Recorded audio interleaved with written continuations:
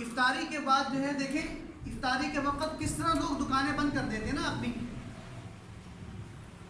اور پھر اپنے گھروں کو دوڑتے ہیں کہ چلو بھی گھروں کو جاؤ افطاری کرنی ہے۔ اب یہ صرف رمضان کی کیفیت نہیں ہونی چاہیے، صحابہ کرام کی ویسے بھی کیفیت یہ تھی کہ وہ صبح فجر کی نماز پڑھتے، اشراق کی نماز پڑھتے، اس کے بعد اپنے کام کاج شروع کر دیتے اور پھر عصر تک اپنے کام کاج کی ترتیب ساری کو کیا کر لیتے تھے، مکمل کر لیتے۔ اب جب عصر کے بعد کا جو وقت ہے جو اگلی اشراق تک کا ان کے پاس کیا ہے، فارغ ہے، یہ سارا وقت صحابہ کی مسجد میں اور عبادت میں گزرتا تھا۔ یعنی عصر کا وقت دکانیں بند ہو گئی، کاروبار بند کر دیے اور اپنے گھروں کو لوٹ گئے، تو اب یہ وقت بھی تو کہیں گزارنا ہے نا، اور کتنا وقت ہے، اب چھٹی کر لی، دکانیں بند، بازار بند، عصر کی نماز پڑھ لی ہے، اب وقت فارغ ہونے کا کتنا ہے، کل کی اشراق تک کا وقت کیا ہے، فارغ ہے۔ اس سارے وقت کو صحابہ کہاں صرف کرتے تھے، مسجد میں، عبادات میں اور اللہ تبارک و تعالیٰ کے سامنے مناجات میں۔ اس میں سے وہ کھانا پینا بھی کرتے تھے، اپنے گھر والوں کے حقوق بھی پورا کرتے تھے، لیکن روٹین سے جو ترتیب چل رہی ہے وہ تو روزانہ ہی چل رہی ہوتی ہے کھانے پینے کی۔ کچھ اضافی حقوق ہوتے ہیں جس کی کبھی کبھی نوبت آتی ہے، روزانہ اس کی نوبت نہیں آتی۔ تو یہ سارا جو صحابہ کا جو وقت گزرتا تھا وہ کس میں گزرتا تھا، عبادات میں گزرتا تھا، دین کی دعوت میں گزرتا تھا، دین کے سیکھنے سکھانے میں گزرتا تھا۔ تو دیکھیں نا رمضان میں اللہ تعالیٰ بتاتے ہیں کہ فطرت کیا ہے، کہ اس وقت آپ کی دکانیں بند ہو جانی چاہیے، اور اللہ تعالیٰ کر کے دکھاتے بھی ہیں۔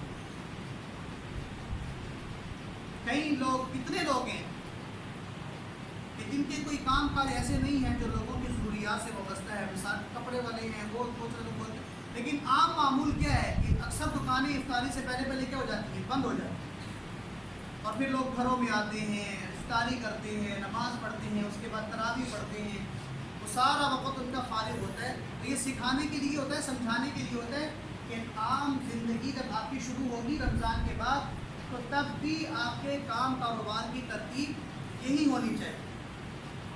اب آپ کہیں گے بھی ماحول ہی نہیں ہے ایسا،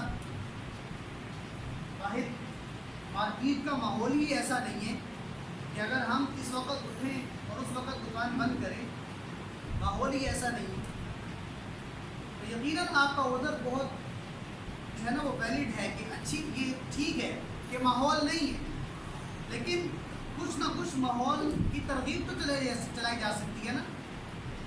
انسان ترغیباً کبھی کبھی اپنی دکان کو عصر کے وقت بند کرتا ہے، ترغیباً ترغیب دے سکتے ہیں نا، ترغیب تو ہر کسی کے ذمہ ہے نا، دعوت دین کی دینا یہ صرف علماء کی ذمہ داری نہیں ہے، ہر مسلمان کی ذمہ داری ہے۔ تو ترغیباً آپ کبھی کبھی دکان کو بند کر دیں، بازار میں 100 دکانیں ہیں، ان میں سے ایک دکان آپ کی بند ہو رہی ہے، تو کوئی تو آ کے آپ سے پوچھے گا نا کہ دکان اس وقت بند کیوں کر رہے ہو، کیا وجہ ہے، ابھی تو مارکیٹ کے بند ہونے کا وقت نہیں آیا۔ تو روزانہ بند نہ کریں، تقریباً ایک دن بند کریں اور ان سے کہیں کہ نہیں دیکھیں آج میں نے عبادت کرنی ہے، مسجد میں وقت گزارنا ہے، ہونا تو یہ چاہیے کہ آپ لوگوں کی دکانیں بھی اسی وقت بند ہوں۔ تو اس طرح آج میں بند کروں، آپ بھی کوشش کریں کہ کبھی کبھی عصر کے وقت سنت سمجھ کر، اللہ کا حکم سمجھ کر دکانوں کو کیا کر دیا کریں، بند کر دیا کریں، اور بند کرنے کے بعد پھر وہ جو وقت آپ کو میسر آ رہا ہے، مل رہا ہے فراغت کا، اس کو کہاں گزاریں، مسجد میں گزاریں۔ اسی لیے آپ مراکز میں جائیں نا، تبلیغ میں جائیں، رائڈنگ میں جائیں یا مراکز میں جائیں، تو وہاں پر بزرگ کیا کہہ رہے ہیں کہ 2.5 گھنٹے مسجد میں وقت دو، عصر سے لے کر کم از کم عشاء تک مسجد میں وقت دو۔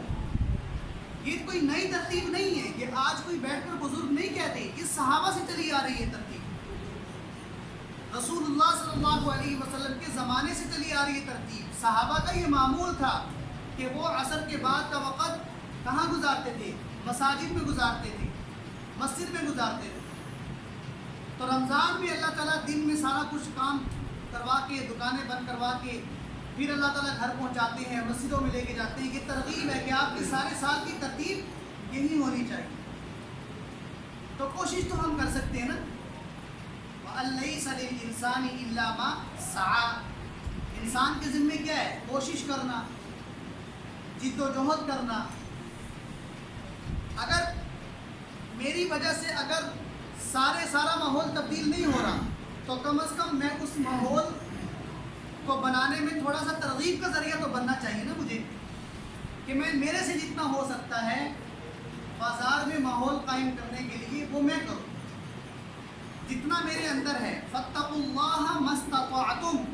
اللہ تعالیٰ کہہ رہے تقویٰ اتنا اختیار کرو جتنا آپ کر سکتے ہو. تو جتنا ہم کر سکتے ہیں کم از کم اتنا تو ہم کرنا شروع کریں، قدم تو بڑھائیں نا ذرا. تو جب انسان نیکی کی طرف قدم بڑھاتا ہے تو اللہ کی مدد اس کی شامل حال ہو جاتی ہے. تو جب انسان